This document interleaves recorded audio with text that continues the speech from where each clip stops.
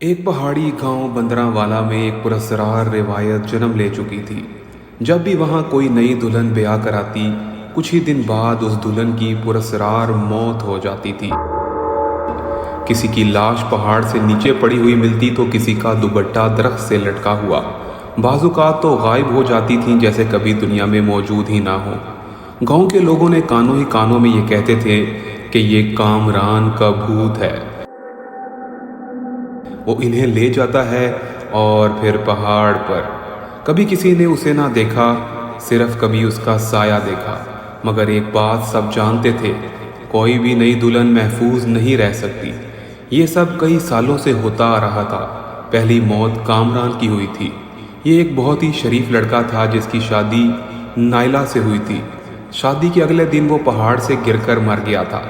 نائلہ نے کہا اس کا پاؤں پھسل گیا تھا۔ کسی نے بھی نائلہ پر شک نہ کیا۔ نائلہ گاؤں چھوڑ کر جا چکی تھی۔ اس کے بعد بہت ساری دلہنیں مرنے لگی تھیں۔ گاؤں میں جس کی بھی شادی ہوتی وہ دلہن مر جاتی تھی۔ ایک ایک کر کے گاؤں کی ہوا میں صرف سردی، خوف، خاموشی باقی رہ گئی تھی۔ کئی سال گزر چکے تھے۔ ایک دن ایک نئی گاڑی گاؤں کے دروازے پر آ کر رک گئی۔ گاڑی سے اتری ہوئی ایک عورت جس کا چہرہ ڈھکا ہوا تھا۔ اس کے ساتھ ایک مرد تھا، اس کا شوہر، جس کا نام ہارون تھا، جو اسے خوشی خوشی اپنے آبائی گاؤں لے کر آیا تھا۔ عورت نے جیسے ہی گاؤں کا نام سنا، بندراوالا، نہیں، ہمیں واپس جانا ہوگا، یہ وہ عورت چلانے لگی، مجھے یہ جگہ ٹھیک نہیں لگتی ہے۔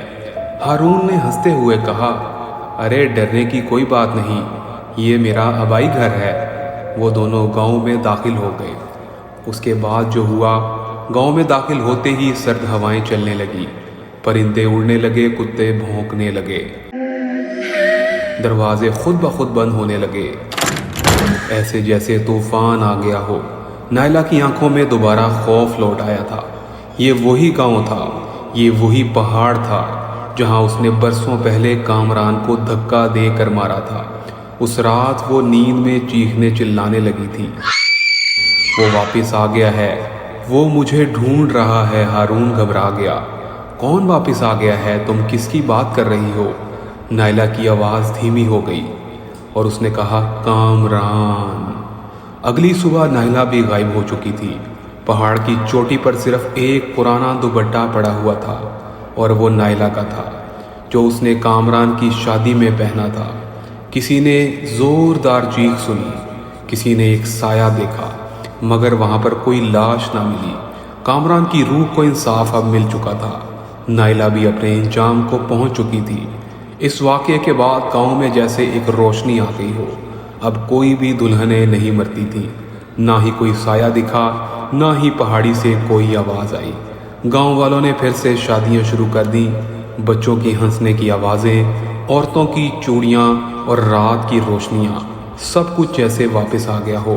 پہاڑ کی دلہن اب صرف ایک کہانی رہ گئی تھی، مگر کچھ آنکھیں آج بھی پہاڑ کو گھورتی ہیں کہ کہیں وہ دوپٹہ پھر نہ اڑنے لگے۔